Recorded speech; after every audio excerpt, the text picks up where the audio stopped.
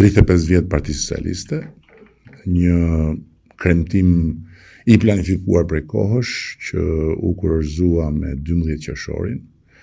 në një moment të veçantë, sepse jo thjesht është një ditëlindje dhe një përvjetor, por është një moment që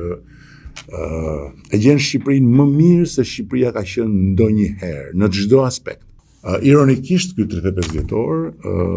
ose më saktë për një koincidencë që mbase është edhe një shenjë e rëndësishme për të ndalur një moment, për të marrë frymë dhe për të kuptuar se çfarë duhet mësojmë nga kjo valë protestash që koincidoi me këtë 35 vjetor, debatesh dhe nga kjo frymë, si thuash, e tensionuar,